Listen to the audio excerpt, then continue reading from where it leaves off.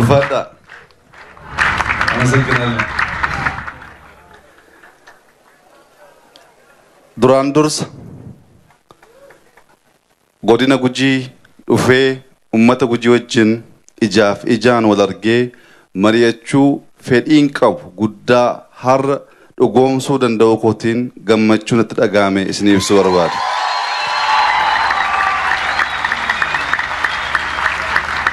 Kabajamoo obbo Lammaa Magarsaa, kabajamoo obbo Miliyoon Maatiyos, kabajamtoota abbootii gadaa Finfinneetti abbootiin gadaa Gujii abbaa nagaa jedhamu, nagaa waan jaallataniif abbaa gadaa duwwaa osoo hin ta'in abbaa nagaa jedhamu.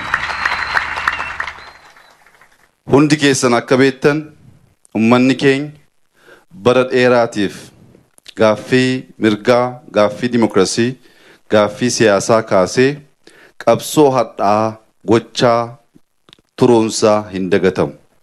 Qabsoon keenya dheeratee, qabsoon keenya hadhaa'ee aarsaa guddaa akka kaffallu kan nu godhe tokkummaa Oromoo, tokkummaa biyyaa eeguu dhabuu keenya ture. Kun waggoottan 3 darban keessatti tarsiimoo haaraa baasnee tokkummaa sabaa ijaaruu baannaan injifannoo gaaffii bara dheeraa dhugoomsuu hin dandeenyu. Kallattii jedhuun dhaabni keenya qabsoo bifa haaraatiin adeemsiseen yeroo gabaabaa keessatti injifannoo sabni keenya bara dheeraatiif hawwaa ture, aarsaatti kaffalaa ture dhugoomsuusaa hin beekamaa har'a Oromoon bilisoomeera.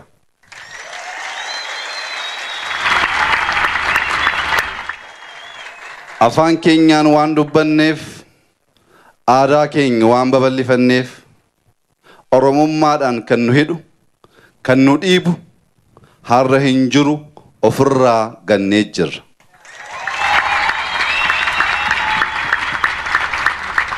Kana booda gaaffiin sabaa, gaaffiin dargaggoo Oromoo, gaaffii dinagdee ta'uu qaba.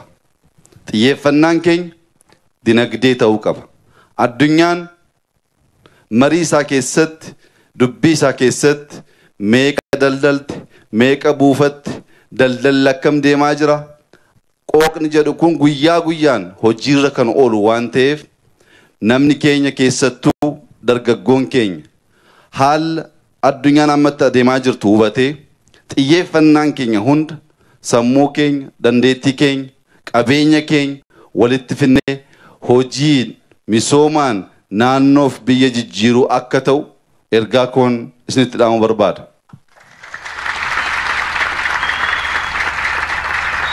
Namichatu keessummaa mana firaa deema.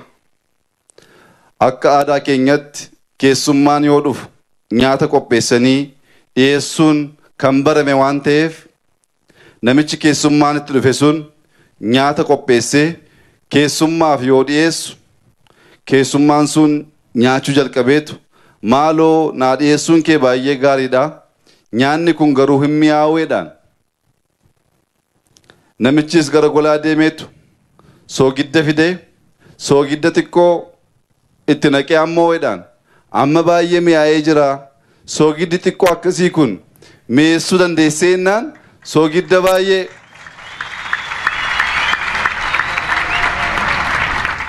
soogidda baay'ee naa fidi jedheetu nyaata dhiyaate irratti soogidda baay'ee itti naqnaan nyaanni sun mi'aawuu keessa darbeetu kan hin nyaatamne ta'e.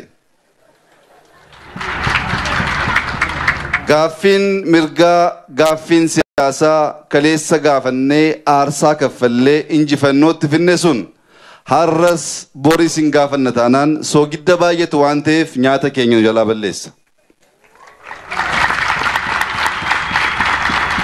Amma karaa dimokiraatawaa ta'een yaannee mari'annee sabni akka aadaa keenyatti abbaa barbaade filatee karaa dimokiraatawaa ta'een sirna isaa uummachuu waan danda'uuf maqaa dimokiraasiif maqaa mirgaatiin kana booddee du'u jechuun soogidda baay'ee nyaata irratti naqanii nyaaticha balleessu jechuudha.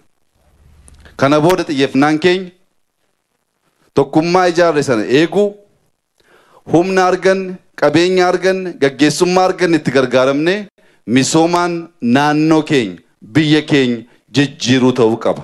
Oromoon itti gaafatamummaa guddaa qaba.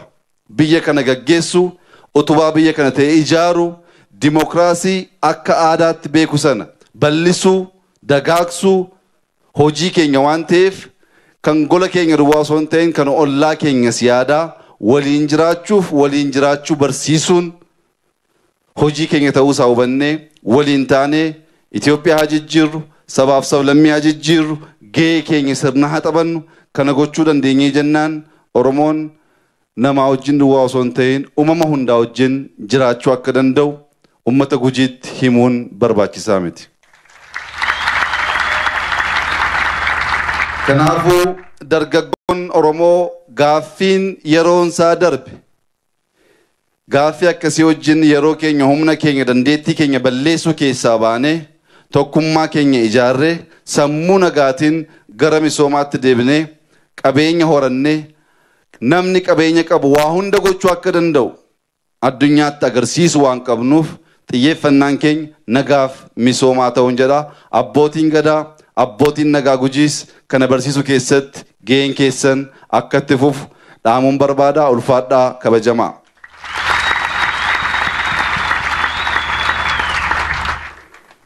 የሲዳማና የጉጂ ህዝብ ታላቅና ታናሽ ነው ይባላል። ስለዚህ የተናገርኩትን በሙሉ የሲዳማውም የጉጂውም እንደሰማኝ እርግጠኛ ብሆንም አንዳንድ የማይሰሙ የሐዋሳ ልጆች ስላሉ